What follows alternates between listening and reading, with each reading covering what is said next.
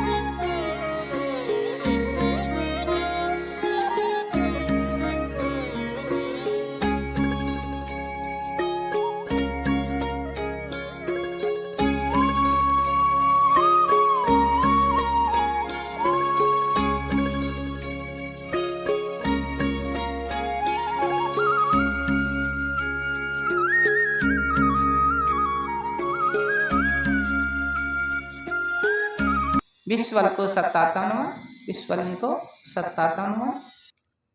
हे महान आत्मा, कहा है इस लोक के लिए कहा जाता है कि मृत लोक। इसे पृथ्वी लोक भी नाम दर्जा दिया गया है और मृत लोक का भी दर्जा दिया गया है। ये महान आत्मा दूसरे रूप से ये मानव के लिए जो योनि मिली है, ये योनि बहुत श्रेष्ठ है, परम दुर्लभ है। ये महान आत्मा मानव के लिए दो वस्तु दी गई है।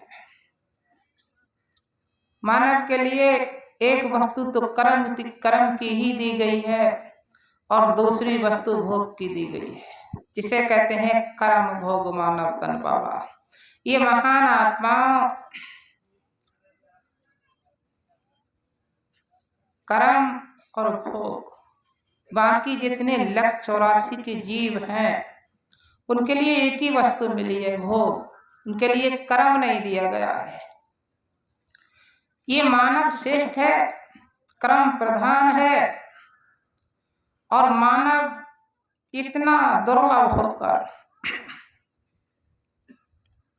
जैसे देखा है ये महान आत्मा, हर व्यक्ति अगर फूल के वृक्ष लगा रहा है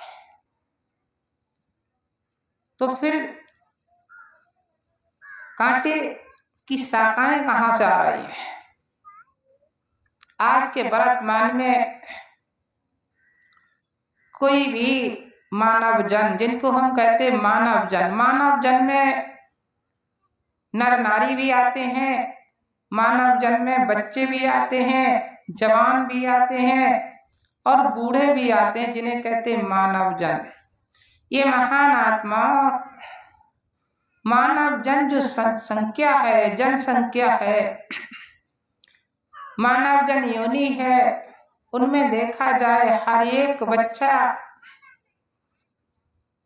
अपने के लिए सत्कर्म करता है। क्या करता है? सत्कर्म। सत्य सब नहीं जानते हैं, हिंदी में सही कर्म करता है। सही को ही सत्य कहा जाता है और सत्य को ही सही कहा जाता है। तो सत्कर्म तो नहीं जानते हैं, सही तो कर्म हिंदी में जानते हैं कि हर बच्चा जो है सही कर्म करता है। अगर वो सही कर्म करता है तो फिर गलत उसका फल क्यों भोगना पड़ता है। आज के वर्तमान में देखा जाए, छोटे बच्चे से पूछो, बड़े बच्चे से पूछो, जवान बुजुर्ग से पूछो, पुरुष स्त्री से पूछो, तो कोई कहेगा नहीं मैं तो गलत कर्म करूंगा या गलत कर्म करूंगी। यह बात सुनी है? नहीं सुनी है। जो मैं कर रहा हूं मैं बहुत सही कर्म कर रहा हूं। फिर देखा जाए आज के वर्तमान में 80% नहीं 90% जिसको हम बोलते मानव जनसंख्या जो है वो समस्या में खड़ी है, परेशान है। कोई शारीरिक परेशान है तो कोई मानसिक परेशान है। अब दोनों परेशानियां दौड़ी दौड़ी भागी भागी घूम रही हैं। ये महान आत्मा इसी प्रकार से दुख भोग योनि वाले को होना चाहिए। दुख भोग योनि वाले को होना चाहिए कि वो भोग एक ही उसे फल मिला है, भोग योनि, उसे तो भोगना ही है, वो कर्म को कर ही नहीं सकता। और मानव का पहला कर्म करता है, फिर वो भोग भोगने में क्यों लगा है? इसका मुख्य उद्देश्य क्या है? क्यों मानव को का तो पहचान नहीं है, या वो अपनी मर्जी से इस वृक्ष को अपनी मर्जी से कैसे लाएगा? वो तो अगर किसी नर्सरी पर पहुंचा और किसी नर्सरी मालिक से जाकर वो तो यही कहेगा फूल का वृक्ष, फूल वाला वृक्ष दे दो जिसमें फूल आता हो। वो तो वहां नहीं जान सकता कि इसमें घर जाके कांटे आएंगे, नहीं जान सकता। इसी प्रकार से कहते वो उसके अधीन हो गया है कि वो कांटे ही को ही फूल समझ बैठा है कि मालिक ने ही जो दिया है इसमें ऐसा ही फूल आता होगा। तो कांटे अगर जब शाखा में आते तो उन्हीं को फूल समझ बैठा है कि ऐसा ही फूल आता होगा, मगर उसके गुणों को नहीं जान रहा है कि फूल में नरम पंखुड़ियां होती हैं और कांटे में कड़क पंखुड़ियां होती है। अब इतना ही ज्ञान और अज्ञान का भेद पड़ा हुआ है। ये महान आत्मा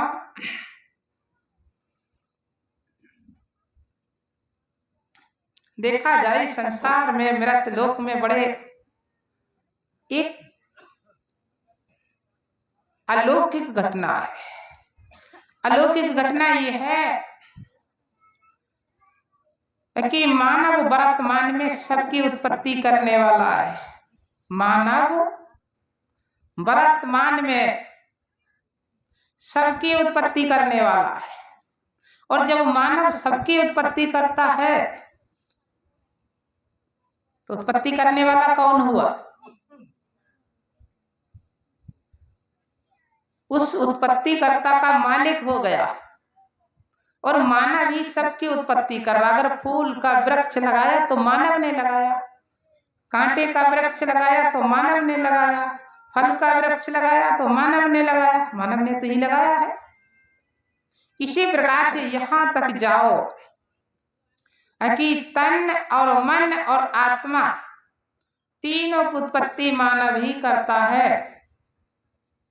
क्यों? जैसे देखा जाए, हिंदी में समझाता हूं, किसी के तन की रचना करके बैठाल दिया, तन की रचना कर दी, कान बना दिए, आंख बना दी, नाक बना दी, हाथ बना दिए, पैर बना दिया, पूरा शरीर बना दिया, तन की रचना हो गई। फिर मन की रचना मानव ने ही कर दी। आपने देखा है वर्तमान में अगर किसी की दादी ने पुआ चढ़ाए,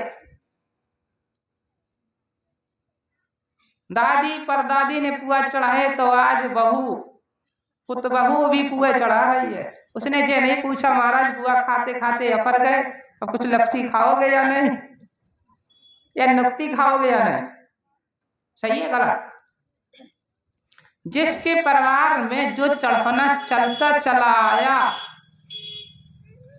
पीढ़ियों से, वो आज भी चल रहा है। चल रहा। एक बात बताओ, आप तीनों लोग सलाह करना, बाबा, पिता और पुत्र, तो शायद एक सब्जी तीनों लोगों के मन की नहीं बनेगी। बनेगी तो आप तो पीढ़ियों से पीछे पड़े हो। एक दिन तो पूछ लो महाराज क्या खाओगे, कुछ इच्छा बदली है या नहीं, एक ही इच्छा चल रही है। तो मन की रचना मानव ने कर दी। दूसरा यह है आत्म, तन मन आत्म। आत्म की भी रचना मानव ने ही कर दी है, करता है। जैसे देखा, जिसे हिंदी में बोलते प्राण प्रतीक्षा, जैसे बोलते लोग प्राण डालना, कहते प्राण प्रतीक्षा होगी, तो वो उसके लिए मैं बोलता हूं आत्म।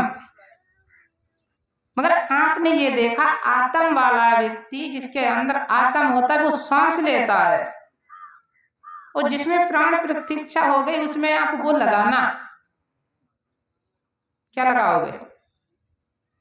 देखा है, मानव की जब अवस्था ठीक नहीं होती है तो उसको अस्पताल में ले जाकर कंप्यूटर लगाते, उसको मैं कंप्यूटर बोलता हूं, उसके नाम कई एक है।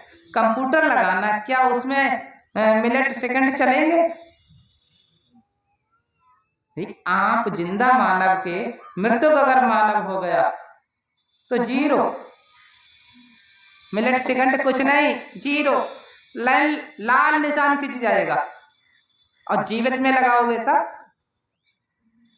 चलने लगेगा। और अपने बाबा की मूर्त बना दो, उसमें लगाना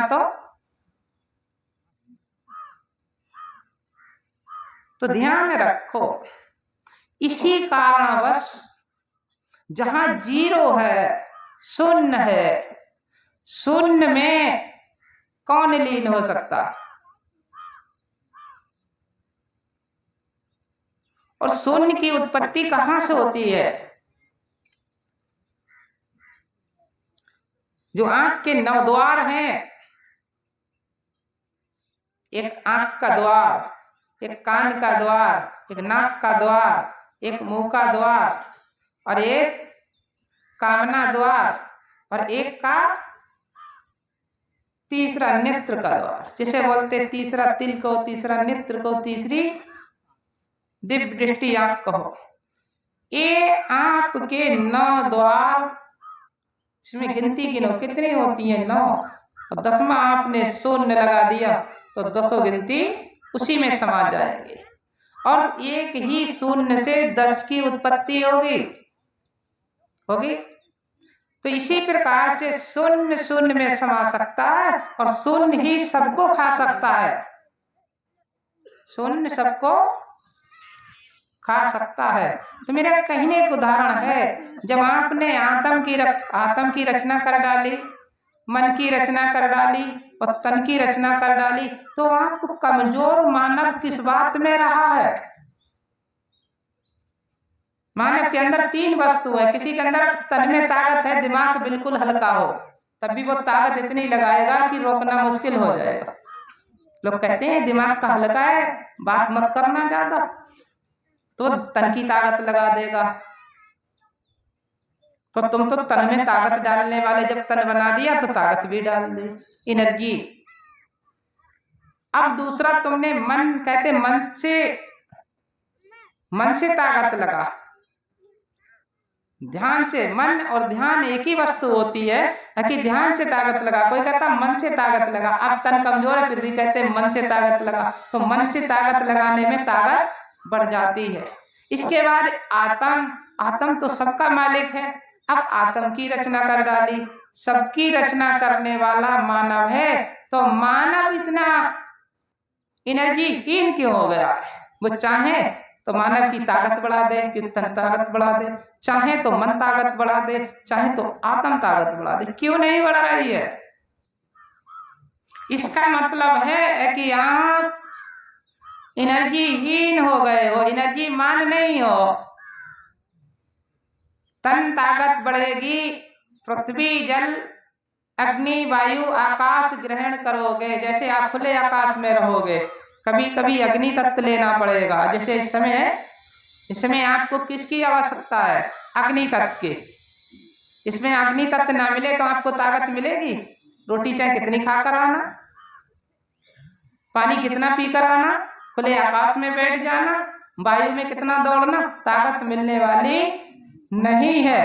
तो 5 तत्व की एनर्जी है, खाना पीना, सुनना, बोलना, देखना, ये एनर्जी 5 तत्व की है, तब तन की ताकत मिलेगी। और उनने खाली कह दिया जाओ शरीर बन गया तगड़े हो गए, क्या शरीर के आकार से ताकत होती है? होने वाली नहीं है। तो मेरा कहने का उदाहरण है, इसी प्रकार से अपनी सोच शक्ति का परिवर्तन करो। और जब तक सोच शक्ति का परिवर्तन नहीं करोगे, ठीक है, क्यों? आज का समय वो चल रहा है कि मानव सबका मालिक होकर और सबसे एनर्जीमान होकर और एनर्जीहीन होकर बैठ गया है। उसका कारण यही है कि उसने अपनी वस्तु सब बांट रखी है। तुम ले जाओ, तुम ले जाओ, तुम ले जाओ, तुम ले जाओ, सबको बांट दिया, तुम खाली रह गए। तो अपनी एनर्जी अपने पास तो रोको। अपनी एनर्जी अपने आप को कैसे रोक सकते हो? देखा जाए, आपने देखा होगा जो गैस का टैंकर होता है तो पहले गैस को अपने अंदर कैद करता है, और इतनी कैद करता है, इतनी कैद करता है, जब तक उसमें प्रेशर नहीं बनने लगता है तब तक वो अपनी गैस दूसरे को भेजता नहीं। अगर कम गैस हो, कम प्रेशर हो, तो गैस किसी आप ट्रैक्टर के पहिया में डलवाना पड़ेगी। तो इसी प्रकार से आपकी उसी के उदाहरण, आपकी एनर्जी इतना होना चाहिए कि आप अपनी एनर्जी इतनी फुल पावर कर लो तो दूसरे में डाल सकते हो। वैसे डालोगे नहीं डाल सकते हो। तो मेरा यही उदाहरण है, ये महान आत्मा कि आपकी एनर्जी जो है वो पीढ़ियों से कम होती चली जा रही है। जो दिन आ रहा है वो एनर्जी कम होती चली जा रही है। अपनी एनर्जी को जागृत करो। क्यों? आप मुख्य एनर्जी के चेतन दाता हो और इसी शक्ति को नहीं समझ सकते। क्यों? सूक्ष्म सूक्ष्म और सूक्ष्म, परम सूक्ष्म। देखा है, मुख्य पावर जो रहती है, जो सबसे हाई लेवल की पावर है, वो हाई लेवल की पावर अचेतन में जाती है या चेतन में? हाई लेवल की पावर कहाँ जाती है? अचेतन में या चेतन में? और मानव चेतन से चेतन कर रहा है या अचेतन से चेतन कर रहा है? जैसे एक कोयला के लिए लेना, जिसमें अग्नि हो, उस कोयला के लिए, अग्नि वाले कोयला के लिए बुझे हुए कोयला के आसपास रख देना, बुझा हुआ कोयला आसपास रख देना, और बीच में चेतन अग्नि है, उस कोयला को रख देना। क्या उस कोयला में पहुंचेगी? पहुंचने वाली नहीं है, जब तक जोड़ के नहीं रखोगे। जब से जोड़ के रखोगे, कोयला के ऊपर कोयला, कोयला के नीचे कोयला, तो फिर वो अग्नि पूरे कोयला में चेतन कर देगी। तो इसी प्रकार से आज के बच्चे हैं, वो कनेक्शन नहीं करना चाहते, वो दूर से रख रहे हैं कि ऐसा ना हो इसकी अग्नि इसमें पहुंच जाए। ध्यान रखो, द्वार आपको सभी मिले हैं, इंद्रियां आपको सभी मिली हैं। ये बताओ वो इंद्रियां कितनी हैं जो भोग योनि कर्म से बड़ी है? भोग कर्म से बड़ी है, वो इंद्रियां कितनी है? भी आंख इंद्रिय है, आंख एक समान है। गधा भी भोग योनि वाला है, शेर भी भोग योनि वाला है, कुत्ता भी भोग योनि वाला है, सियार भी भोग योनि वाला है। वैसी तो आंख है आपकी, कोई बदली हुई है? वैसा ही तो कर्म कर रही, कोई दूसरा कर्म कर रही है। इसी प्रकार से कान, इसी प्रकार से नाक, इसी प्रकार से मुंह, इसी प्रकार से हाथ, इसी प्रकार से पैर, जितनी इंद्रियां हैं सभी भोग योनि का ही कर्म कर रही है। अब ये इंद्रियां कर्म योनि का कर्म कौन सा कर रही हैं, ये बताओ।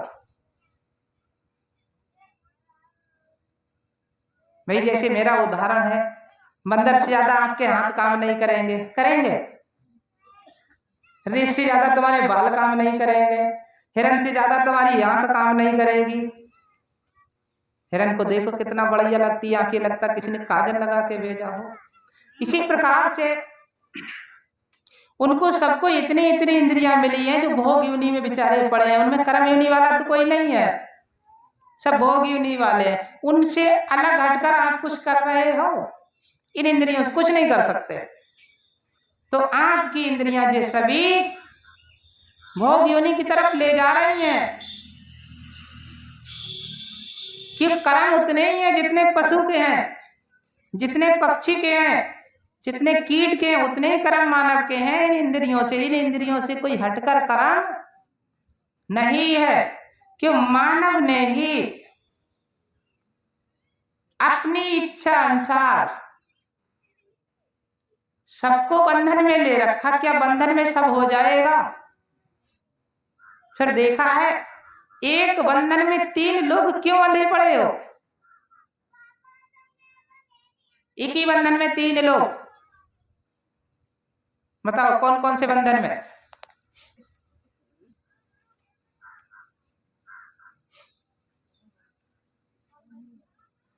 योनि कितनी है?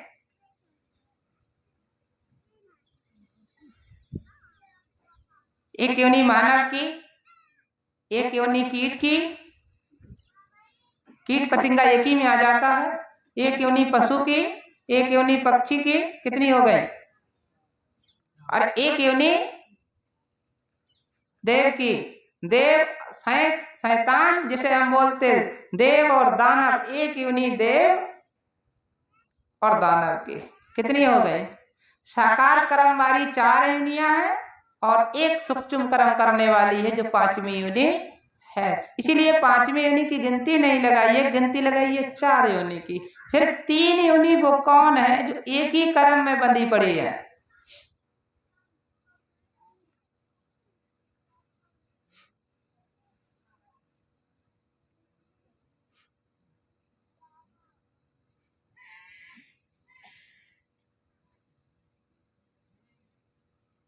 बड़े असंभव की बात है। देखा है, अरे जागो तो, जागने का समय है। व्यक्ति कब जागता है? अगर कोई ज्यादा सो जाए तो कभी धोखा में जब सूर्य की चमक लगने लगती तो आंख खुलती है, बहुत टाइम हो गया, उठकर चल देता है। और अगर अंधेरा गए तो और आंख मीच लेता है, थोड़ी देर और सो। तो आज के मानव अंधेरे में सो रहे हैं या उजाले में सो रहे हैं? अब अंधेरे में सोते रहोगे तो नींद और आती रहेगी। उजाले में सोगे, थोड़ा प्रकाश लगेगा और नींद छूट जाएगी। तो इसी प्रकार से मेरा कहने को उदाहरण है, स्वाद बंधन में मानव, किसके बंधन में है? स्वाद बंधन में मानव, स्वाद बंधन में दानव, स्वाद बंधन में दानव, और साथ साथ देवताओं को भी स्वाद बंधन में बांध लिया है। 3 लोग तो एक ही बंधन में बंधे पड़े हो। सही है गलत? क्यों? मानव को स्वाद से मतलब है। स्वाद कौन सा, ये मतलब नहीं। स्वाद मतलब है, स्वाद कौन सा, ये मतलब नहीं। स्वाद कई प्रकार के होते हैं। स्वाद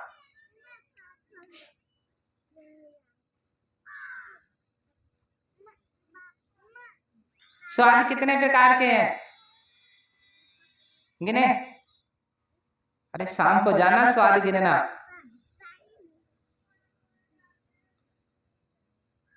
गिनो। 2 कान के स्वाद, 2 आंख के स्वाद, 2 नाक के स्वाद, 1 मुंह का स्वाद, कितने हो गए? 2 कान के, 2 आंख के, 2 नाक के, 1 मुंह का, 7 स्वाद हो गए। गिनो। कड़वा 1,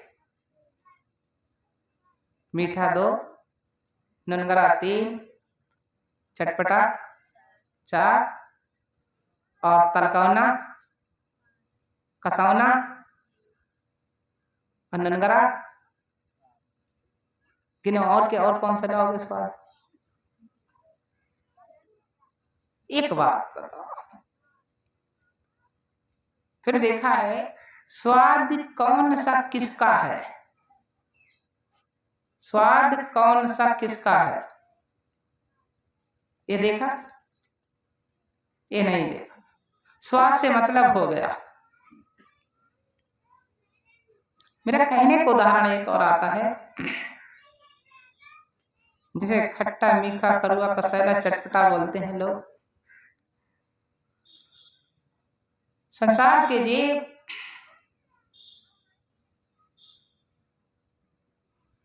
योनि है 4।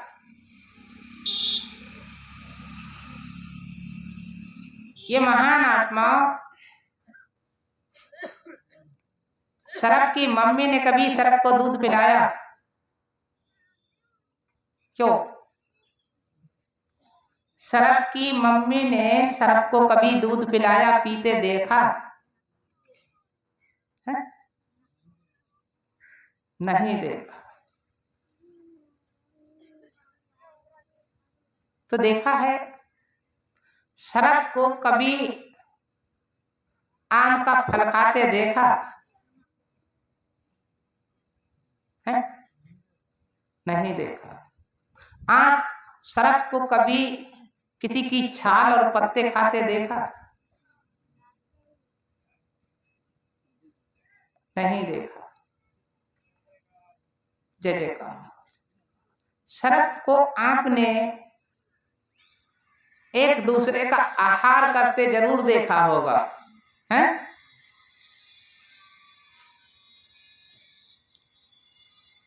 आहार करते जरूर देखा होगा। आपने सरप के कभी मुंह में फल नहीं देखा होगा कि आम को नोचते देखा हो, जामुन को नोचते देखा हो, अमरूद को नोचते देखा हो, शरीफा को नोचते देखा हो, पपीता को नोचते देखा हो। बहुत से फल है, मगर वो सरप दूध को क्यों पीता है? उसका कारण क्या है?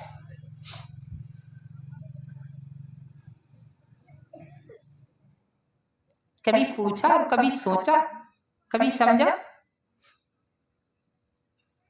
सरप दूध इसलिए पीता है कि मांस से बना हुआ है, उस मांसाहारी है। मैं ये नहीं कहता दूध छोड़ देना, मैं ये नहीं कहता, नहीं कहने लगो महाराज जी ने कह दिया कि दूध छोड़ देना। छोड़ने की बात नहीं है कि जिसकी मम्मी ने दूध नहीं पिलाया और जिसने कभी किसी मानव के हाथ में आ गया तो उसे दूध पिलाने लगे हो, और जो जंगल में है उसे कभी दूध पीने को मिलेगा? वो स्वाद कैसे जानता है कि इसमें स्वाद है? नहीं जानता है। क्यों? उसे प्रकृति के नियम से स्वाद आ रहा है, सुगंध भी आ रही है, स्वाद भी आ रहा है और सुगंध भी आ रही है। क्यों? मांस के अंश से बना हुआ है। दूसरा मेरा उदाहरण है, उसको आप देना, फल देना, नरम नरम वाले फल देना। बहुत से मुलायम फल आते, क्या वो खाएगा? खाने वाला नहीं। जैसे कुत्ता के लिए किशमिश, छुआरे, बादाम, अखरोट छील छील कर रख देना, खाओ महाराज, क्या कुत्ता खाएगा? और दूध मिल गया तो, और मांस मिल गया तो? दो ही तो लोग हैं, वो पशु में आता है कुत्ता, और सांप कीट में आता है। बचे हैं 2 लोग, कौन कौन? क्या आप बाज को दूध पिला सकते हो? नहीं पिला सकते। क्या दूध को आप फल खवा सकते हो? नहीं खवा सकते। और मानव को, मानव को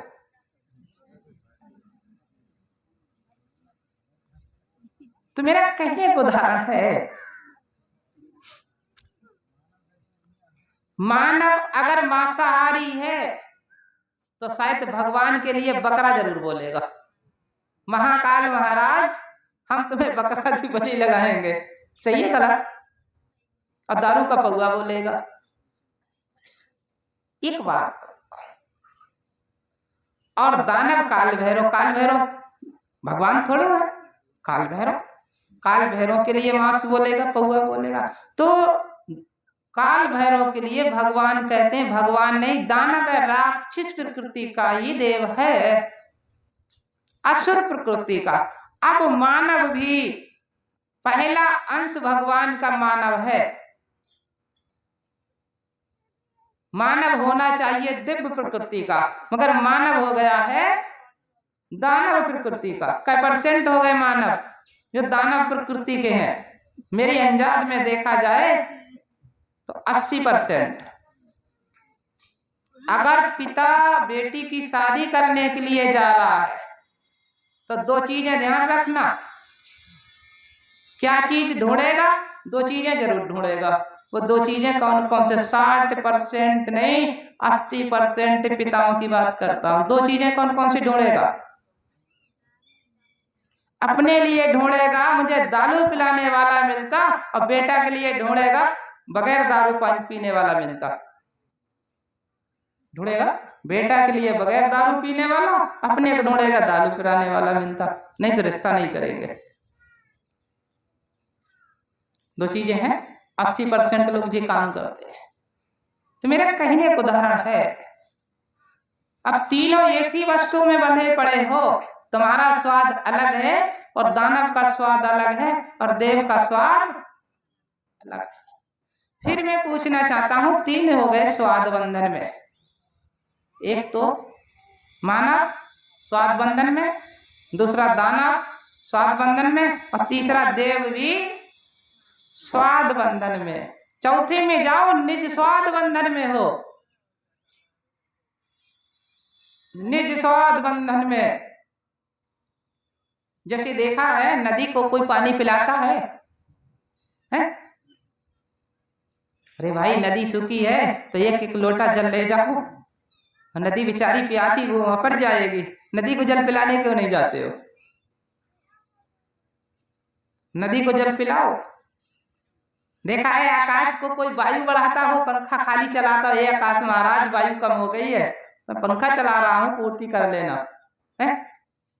आज का ठंडा मौसम है, घर में जाकर अग्नि जलाना ऊंची ऊंची है, सूर्य देव तुम में अग्नि कम हो गई है, मैं अग्नि जला दे रहा हूं, और इससे जो है पानी की भाप गल जाएगी, पिघल जाएगी, अग्नि तत्व बढ़ जाएगा। क्यों नहीं भाई करते हो?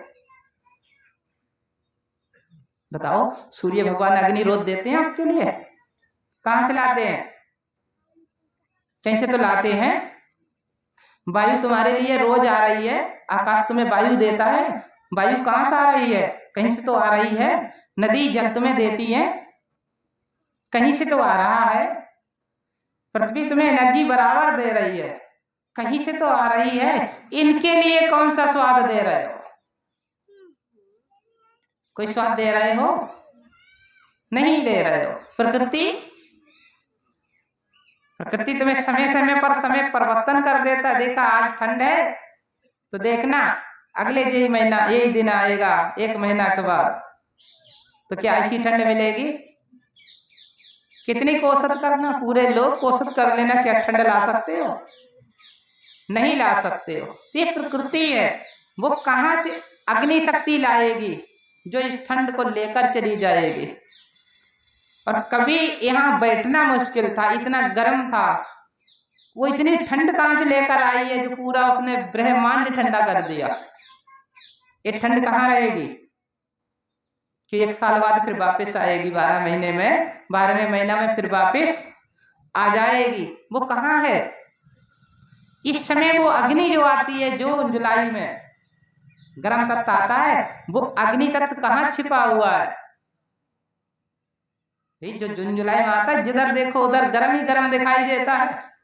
पानी भी गर्म और वायु भी गर्म, पृथ्वी गर्म तो आकाश गर्म, सभी गर्म गर्म हो जाता। आप देखो जिधर जाओगे उधर ठंडा मिल रहा, वो अग्नि कहाँ चली गई? यही तो प्रकृति है, समझो। और इसी को समझना बड़ा असंभव है। इसी प्रकार से आपका मन है, प्रकृति का एक अंश मन है। मन को प्रकृति में ढालो, और जब तक मन प्रकृति में नहीं ढालोगे तब तक ये ठंड गरम में लगे रहोगे। क्यों? दुख और सुख में लगे रहोगे। क्यों? ये दुख और सुख क्या है? दुख सुख ईश्वर का नहीं है, दुख सुख असुर का है। ईश्वर जहां होगा वहां एक होगा, और असुर जहां होगा वहां दो होगा। दो कौन कौन से होंगे? दुख और सुख। और ईश्वर जहां होगा वहां एक होगा, सुख सुख। तो शुद्ध में सुंदरता होती और अशुद्ध में असुंदरता होती है, तो दुख होता है। तो मेरा कहने का उदाहरण है, सभी लोग, आप जितने लोग बैठे हो, जरा सा देखा है बच्चे का जन्म नहीं हो पाता है। मेरे हिसाब से तो बेटा की शादी नहीं हो पाती है तब तक रिश्वत देना चालू। मेरे बेटा के पुत बहू आ जाए तो जुड़ैया खुलवाएंगे, बोल देते हैं लोग, पुत बहू आ जाए तो जुड़ैया खुलवाएंगे, रिश्वत हो गई। तो फिर बोल दिया मेरा परनाती आ जाए तो मुंडन कराएंगे या मुहर कराएंगे। एक बात बताओ, बकरिया के अम्मा ने कितने बोले मुंडन? अरे बताओ भाई। मेरा कहने का उदाहरण है। दूसरा मेरा और उदाहरण है। एक बात बताओ, देखो बड़े आनंद की बात है, मैं धोखा खा जाता हूं, कभी कभी सोचता हूं तो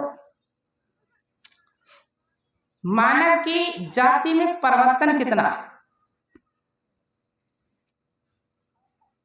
मानव की जाति में पशु जाति से, कीट जाति से, पतंगा जाति से, पक्षी जाति से परिवर्तन कितना।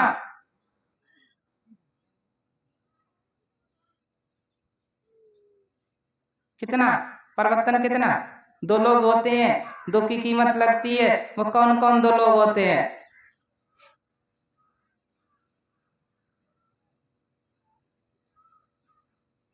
क्यों भाई, दो लोग कौन कौन होते हैं?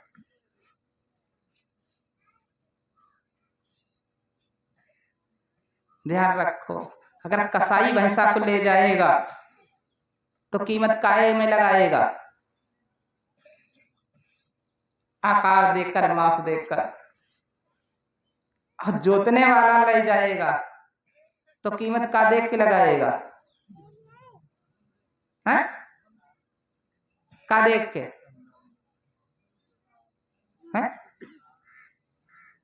ताकत हिंदी में भूल गए, दांत देख के। सही है गलत? दांत देख के लगती है कीमत। अब कसाई ले जाएगा तो दांत देखेगा? वह मांस को देखेगा। दांत और मांस दो की कीमत बिकती है बाजार में। अब बताओ आप किसकी कीमत लगवाओगे? आपकी सांस और मांस की कीमत है। अब बताओ सांस की कीमत लगवाओगे या मांस की? अरे भाई, उसके दांत और मांस की है कि वो भोग होने वाला है। अब आप कर्म होने वाले तो आप दांत में मत लगवा देना। तो मेरा कहने को धारणा, एक बात बताओ, बड़े असंभव बात है। बेचारा तुम्हारे दोनों के शरीर की रचना एक ही जैसी है, अलग अलग तो नहीं है। अब कहोगे महाराज एक जैसी कैसे?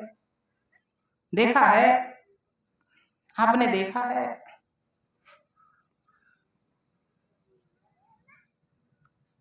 दांत जिसे हम बोलते दांत,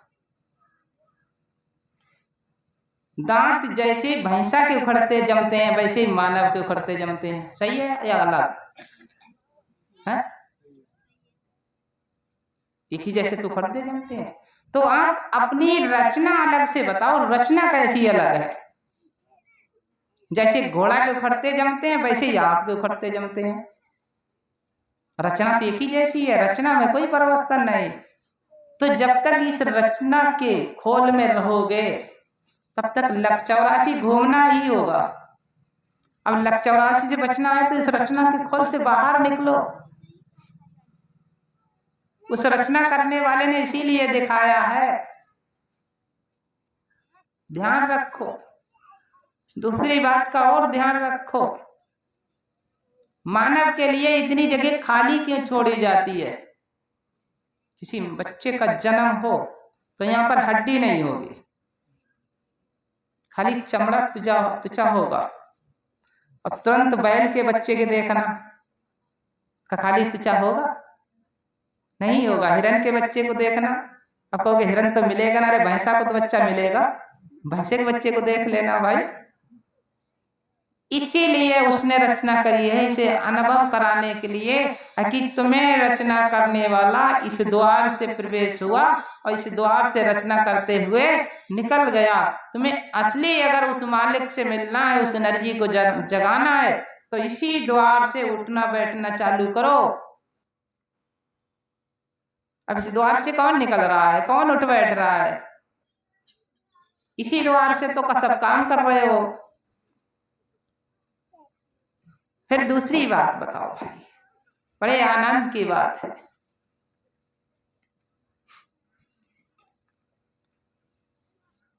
तोता को कभी गाली देते देखा है? क्यों? एक ही आवाज में बोलेगा तोता, बोलेगा? कौवा तो दो आवाज में बोल देता है, अब मानव का आवाज में बोलता है।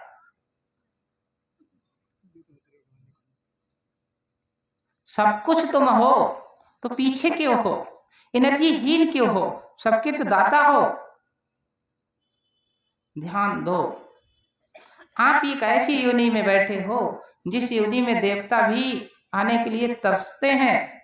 क्यों? आप देवताओं के मालिक हो। जहां तुम जाओगे वहीं तो देवताओं की रचना करोगे, जहां तुम नहीं जाओगे वहां देवता और दानव किसी की रचना होने वाली क्या हो सकती है? नहीं रचना होगी। तुमने सबकी रचना कर डाली, तो अपनी रचना क्यों नहीं संभाल रहे हो? अपनी तो रचना करो। तुम्हारी भी रचना होना जरूरी है। तुम्हारी रचना कहाँ होगी, कब होगी, कैसे होगी? आप कौन सी रचना, कौन सी योनि में जी रहे हो? कबीर साहब ने कहा है, बिन ज्ञान गुरु के बिन मानव पशु समाना। बिन गुरु के ज्ञान के बिना मानव पशु के समान है। क्यों? पशु जैसा ही कर्म करता रहता है। जैसे देखा है बैल के लिए, पहले हमारे बहुत से भाई हैं जो बुजुर्ग होंगे, आज के लोग तो नहीं जानते, पूछा जाए तो पहले बैल के लिए 2 जगह बांधा जाता था। 2 जगह बांधा जाता था और बैल दिन भर उतनी ही जगह में चलता था। एक तो रैट के पाट से बांधा जाता था और दूसरा कोलू के पाट से, सरसों पेरने वाली कोलू जो होता उसके ही पाट से, या गन्ना पेरने वाला वो कोलू एक ही हो गया, उसके पाट से बांध देते और वो उतने बीच में चलता रहता। एक रैट के पाट से, और रैट के ऊपर ही चलता रहता, मगर बेचारे को पानी पीने को नहीं मिलता। पानी जब पीने को मिलता, जब तक उसे खोलते नहीं। क्यों? जैसे वो रुकता वैसे पानी रुक जाता। क्यों? तसला था, जिसे हम बोलते लोग तसला। क्यों? डिब्बा के जो पानी तसला में गिरते थे, जब तक वो चलता रहता तब तक डिब्बा चलते रहते। जब वो बैल रुक जाता पानी पीने के, डिब्बा ही रुक जाता वहीं। तो क्या यही हाल तो तुम्हारा नहीं है? घूम तो रहे हो मगर प्यास नहीं बुझा सकते। तुम सबको प्यास बुझा रहे हो, अरे अपनी तो प्यास बुझाओ। आज 80% लोग प्यासे भागे भागे घूम रहे हैं। किसके प्यास से तड़प रहे हैं और पानी के किनारे घूम रहे हैं। जैसे वो बैल बेचारे पानी के चारों तरफ घूमते थे, कुआं में पानी था उसके चारों तरफ घूमते थे, मगर पानी पीने को नहीं मिलता था। इसी प्रकार से एक बात बताओ, आप उसी कारण आप घूम रहे हो, एनर्जी में घूम रहे हो और एनर्जी से भरपूर नहीं हो पा रहे हो। क्यों? जब तक आप बंधन नहीं खोलोगे, उस बैल को जब तक बंधन नहीं खोलते तब तक वो गड्ढा जो पानी साइड में, जिसे हौदिया लोग बोलते थे हिंदी में, उसमें पानी इकट्ठा रहता था। और जब तक आप उसे खोलोगे नहीं तब तक हौदिया तक उसका मुंह जाने वाला नहीं है। तो इसी प्रकार से तुम कर्म बंधन में बंधे पड़े हो। कई बंधन तुम्हारे लगे हुए हैं, कई बंधन है। जैसे घोड़ा के चुंगते पे पैर में बंधन होता है, देखा आपने? घोड़ा जब चुंगने जाता है तो पैर में बंधन होता है, और चारा खाने जाता तो और तांगे में मचियाया जाता तो। ध्यान रखो, इसी प्रकार से आपके तो बंधन नहीं है लगे हुए, लगे हैं, मगर आप बंधन जानते नहीं हो। सबसे पहला बंधन किसका?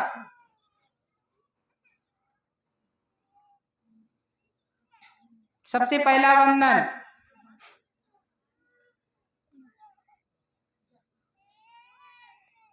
अरे भाई, सबसे पहला बंधन किसका है? कौन से कर्म का?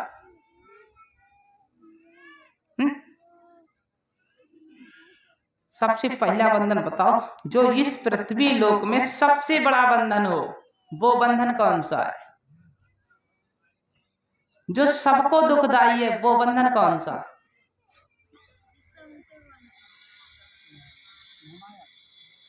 नहीं,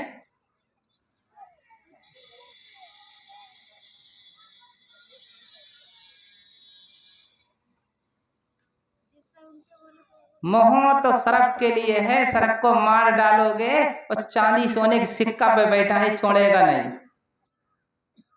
है। देखा, कहते मोह माया, उसको माया का मोह है। कहते हैं माया पर अगर सर्प बैठा है तो मार दोगे, मगर वो माया से हटने वाला नहीं, उसको माया का मोह है। और मानव को अगर 50,000 रुपए धरे, 1 लाख धरे, गोली सीधी करना तो भाग, रुपया फेंक देगा, भागता चला जाएगा। तो तुमसे तो मोह माया सर्प को है, वो कीट है। सबसे बड़ा बंधन मैं पूछना चाहता हूं मानव को जो है सो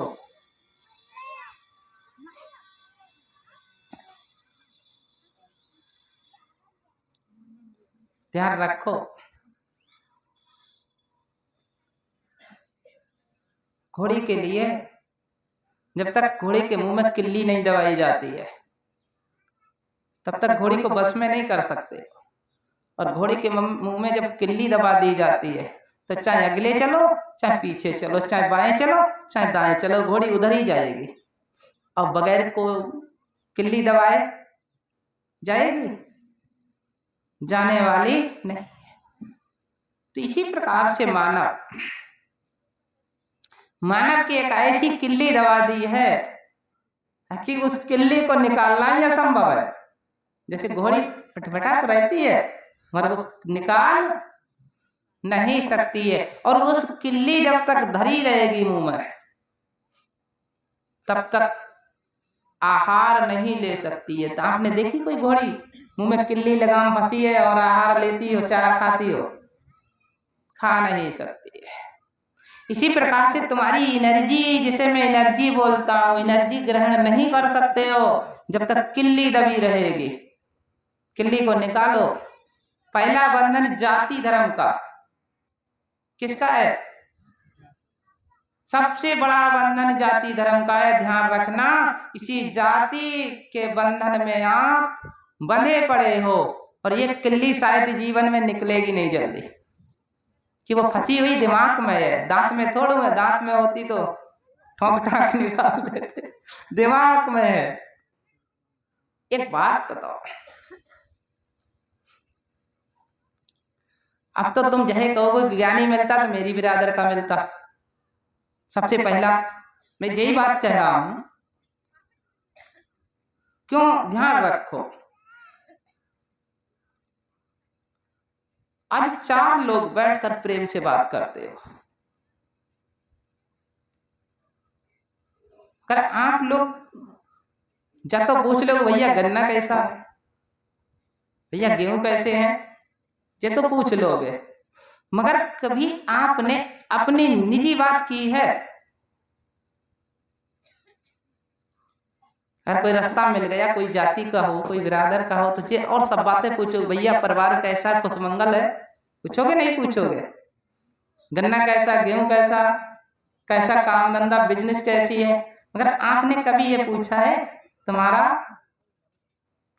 मन शांति है क्या, आत्म शांति है क्या, तन शांति है? निजी बात कभी नहीं पूछी होगी। कितने गुरु भाई हो जो कभी कभी आपस में बात करते, भाई मन शांति कितनी मिली है? कभी करिए बात। 3 दुख होंगे, ध्यान रखो। सबसे पहले तन दुख, दूसरा मन दुख, तीसरा आत्म दुख। 3 दुखों को देने के मालिक आप हो, कोई दूसरा नहीं है। ध्यान रखो, कोई दूसरा नहीं है। भ्रम पड़े पड़े हो कि हिंसा है और हिंसा ही दुखदाई है। क्यों? तन के लिए आप अशुद्ध चीज जब तन में डालोगे, तन तुम्हारा ऐसा है, अगर कोई भी सीमित तुमने असीमित चीज ग्रहण की तो पलटी आना चालू हो जाएगी। देखा, जिसे हम बोलते गंध, सुगंध और गंध। गंध को देखा, जहां गंध आ रही है उसमें कुछ पत्थर कांटे थोड़ू उड़ रहे हैं, तुम्हें दिखाई भी नहीं देगी। तुम्हारे शरीर को बेचैनी आना चालू, तुम्हारा शरीर उसको बर्दाश्त नहीं कर सकता है। कहीं गंध हो, कर सकता है? ईंटे पत्थर नहीं है जो गले में फंस रहे या मुंह में फंस रहे या आंख में फंस रहे, कान में फंस रहे, नहीं, मगर बेचैनी चालू। तो इस शरीर को दुख देने के कारण आप फिर मन अशांत क्यों है? चको इतो बढ़िया रंग कहां से मिली हो, इसी बात में तो फंसे हो, यही तो कांटे चुभ रहे हैं। अरे जाको बत्तर कहां से इतने बढ़िया मिल गए, अरे जाको ज्ञान कहां से मिल गया, ठीक है, या इसकी फसल कहां से आ गई, इसको गाड़ी कहां से मिल गई। तो ये कांटे तुम्हारे अंदर चुभ रहे, तो मन को अशांति देने वाले आप यही सोचते सोचते तुम शरीर छोड़ जाओगे, तो तुम्हारा आत्मा कहां जाएगा? वहीं फिर पहुंच जाएगा। तो तीनों के कारण आप हो, इनको परिवर्तन कर दो। जो भी कर रहा हूं मैं अपने कर्म के आधार मुझे फल मिल रहा है। देखा भैया भैया लड़े जा रहे। एक बात बताओ, मैं उदाहरण देता हूं, मेरे यहाँ लोग आते हैं तो कुछ तो लोग आते हैं पहले ये पूछना चाहते हैं कि महाराज जी ये बने कैसे, कई पूछते हैं ये बिरादर कौन। कुछ लोग पूछते आकर आएंगे तो बाद में पहले पूछेंगे बिरादर कौन, फिर पूछेंगे इनके बाली बच्चे हैं जने ना आए हैं। एक बात बताओ, तुम जो चीज लेने आए सो बटोरो, तुम तो तमाम गठरिया बांधने आए हो।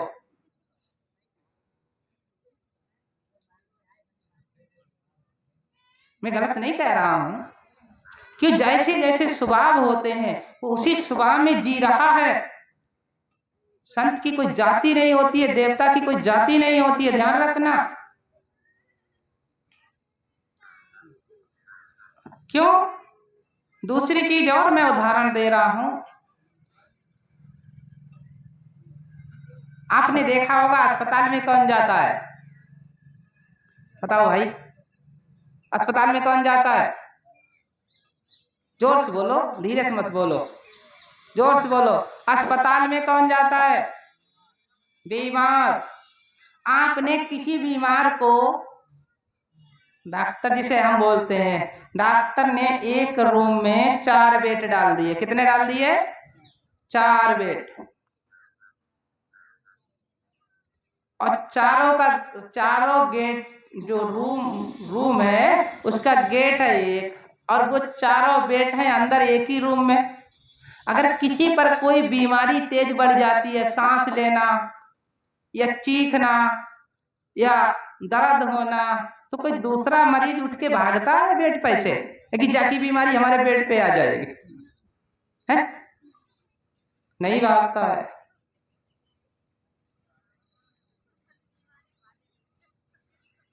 है? नहीं भागेगा। यहाँ सब लोग कैसे आए हो? गांव में कैसे हो? अगर एक पे चौराहे वाली है तो दूसरी डर रही है कि मेरे घर में ना घुस जाए, मगर जब पता नहीं कि हमारे घर में पहले से बैठी है चौराहे वाली। सही है गलत? अरे भाई तुम तो सब तो चौराहे वाली के अधीन हो, तो सबके घर में है, मगर जाए कि उसके घर में खुल के आ गई और तुम्हारे घर में चुरा के आई है। तो इसे जागना है, उसका निदान सोचो कि ये बीमारी हमें ना आए, मगर आएगी क्यों नहीं? तुम तो बुला बुला के ला रहे हो, आएगी। तुमने पृथ्वी को नहीं मनाया, तुमने आकाश को नहीं मनाया, तुमने जल को नहीं मनाया, तुमने अग्नि को नहीं बनाया, कभी मनाया? बताओ, तुमने किसे किसे मनाया? तुमने सरस्वती को नहीं मनाया, तुमने ब्रह्मणी को नहीं मनाया, तुमने पार्वती को। अच्छा बताओ कितनी बहनें हो आज? वो हाथ उठाओ जिसने पार्वती के नाम से धूप बत्ती लगाई हो। सरस्वती के नाम, पार्वती का फोटो है तुम्हारे घर? फोटो जो पूजा के लिए रखा हो पार्वती को,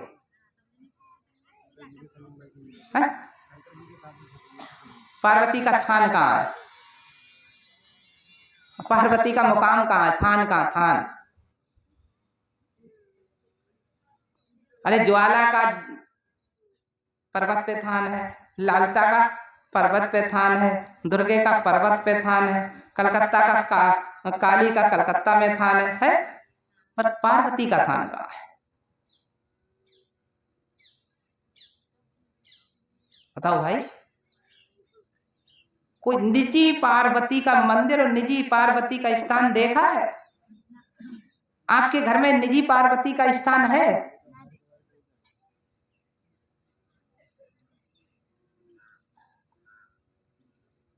तो आप उसको देख रहे हो जिससे सब डरे। ध्यान रखो, मेरा एक ही उदाहरण है।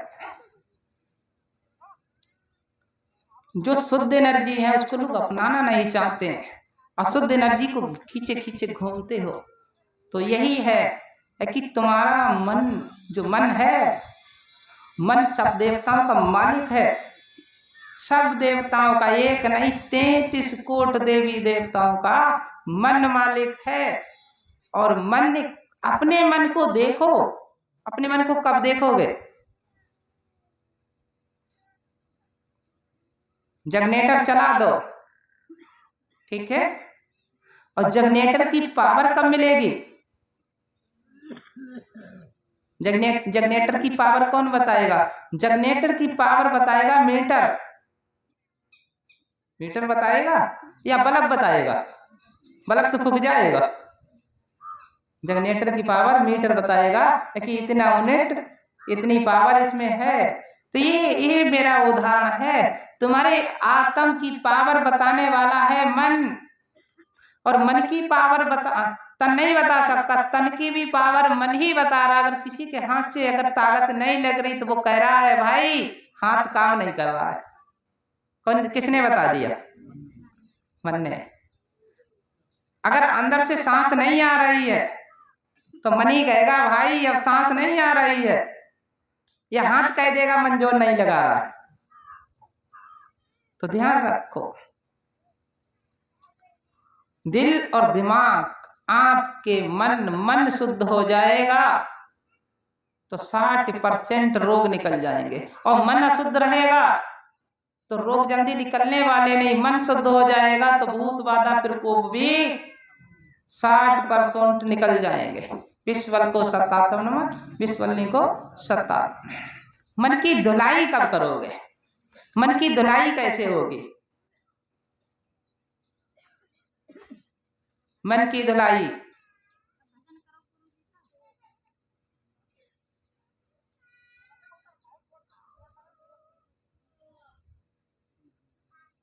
तन की धुलाई तो पानी से होगी। अब मन की धुलाई ज्ञान से होगी।